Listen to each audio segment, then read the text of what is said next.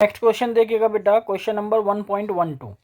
इस क्वेश्चन का जो ए पार्ट है उसमें क्या बोला गया है, two insulated charge copper spheres A and B have their centre separated by a distance of 50 centimetre. So what is the mutual force of electrostatics repulsion if the charge on each is 6.5 into 10 की power -7 coulomb. The radius of A and B are negligible compared to the distance of separation। देखिएगा बेटा, यहाँ पर जो question पूछा गया है, question में आपको जो है सिंपल सी बात ये है, फोर्स पूछा गया है, ठीक है। म्यूचुअल फोर्स बताना है। दोनों चार्जेस जो दिए गए हैं स्फीयर ए और बी पर, जो चार्ज दे रखे हैं उनके बीच लगने वाला फोर्स कितना होगा। तो मैं आपको बता दूं कॉन्सेप्ट क्या रहेगा। यहाँ पर कॉन्सेप्ट रहेगा कि यदि आपको दो चार्जेस दिए गए हैं, मान लीजिए एक चार्ज यहाँ पर, एक चार्ज यहाँ Q1 है और दूसरा चार्ज Q2 है, उन दोनों चार्जेस के बीच में डिस्टेंस यदि कुछ दे रखी है तो उस दौरान जो कूलम्ब फोर्स हम यूज़ करते हैं उसका formula 1/4 epsilon not Q1 Q2 upon R square होता है। ये फॉर्मूला याद रखना है आपको, ठीक है। अब बात करेंगे अपने क्वेश्चन की। तो ए पार्ट का जो क्वेश्चन है वो देखिएगा, इसमें आपको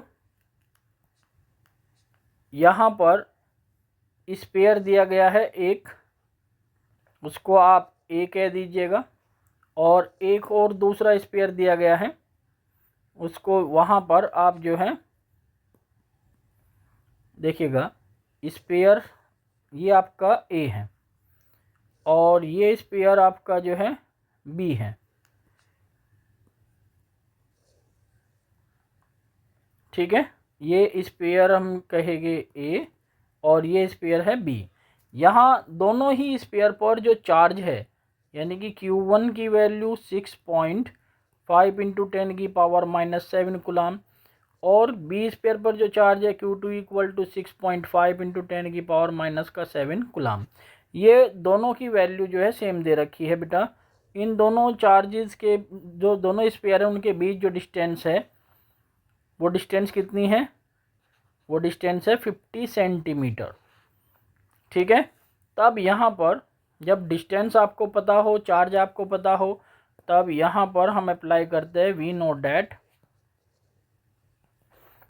कूलम्ब्स लॉ से, फ्रॉम कूलम्ब्स लॉ।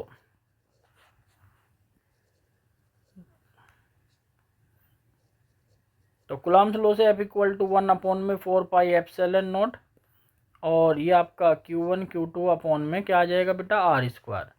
तो यहाँ 1/4 पाई एप्सिलॉन नॉट जो आप देख रहे हैं, इसकी वैल्यू जो होती है बेटा होती है 9 इंटू 10 की पावर 9। Q1 की वैल्यू 6.5 इंटू 10 की पावर -7, Q2 की वैल्यू 6.5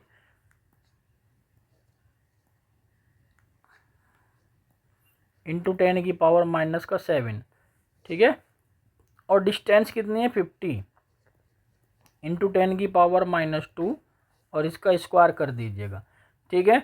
जब आप यहाँ से छोटी कैलकुलेशन कर दोगे तो कैलकुलेशन करने के बाद जो रिजल्ट आएगा वो आ जाएगा बेटा 1.520 इंटू 10 की पावर -2 न्यूटन। ये हमने जो है फोर्स को फाइंड आउट कर लिया, दोनों चार्जेस के बीच लगने वाला जो फोर्स होगा वो इतना रहेगा, और जो फोर्स का नेचर रहेगा वो कैसा होगा बेटा, रिपल्सिव। फोर्स का नेचर कैसा रहेगा, रिपल्सिव। ये इसका ए पार्ट था, ठीक है। तो यहाँ से आप जो है कह सकते हैं आंसर आपको मिल चुका है। अब इसके बाद बी पार्ट देखिएगा। बी पार्ट में क्या बोला गया है, what is the force of repulsion if each sphere is charge double.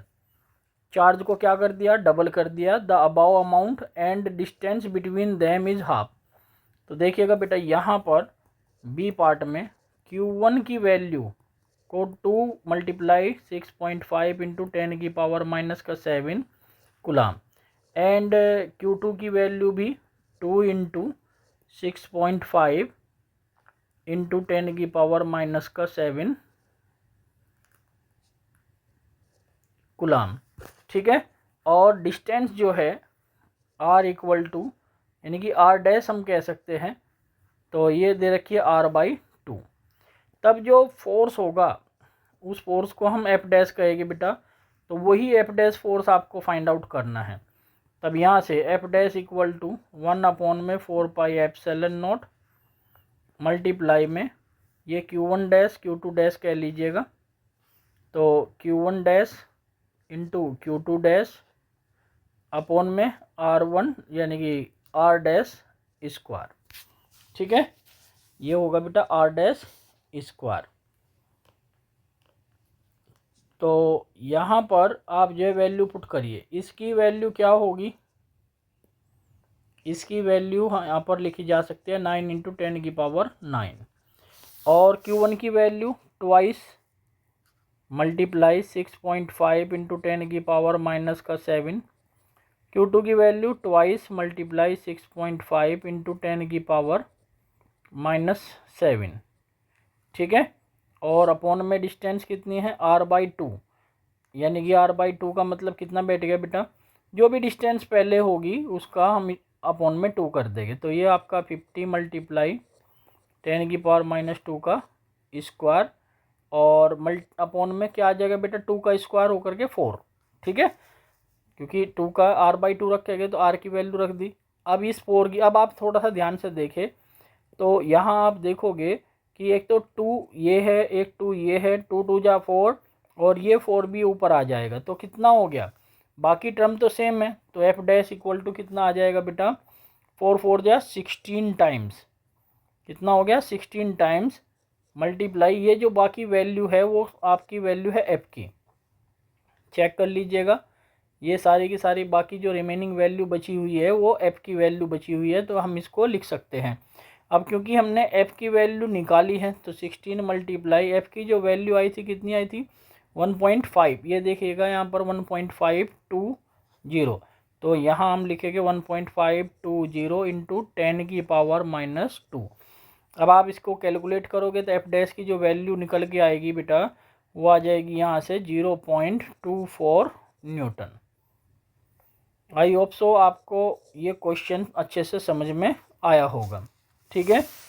यदि आपको ये क्वेश्चन अच्छे से समझ में आया है तो इस क्वेश्चन को आप जो है अपनी फेयर नोटबुक में बहुत अच्छे से नोट डाउन कीजिएगा बेटा, और साथ ही साथ वीडियो अच्छी लगी है तो वीडियो को लाइक और चैनल को सब्सक्राइब करना ना भूलें, और साथ ही साथ इस वीडियो को अपने सभी दोस्तों से शेयर करना भी ना भूलें।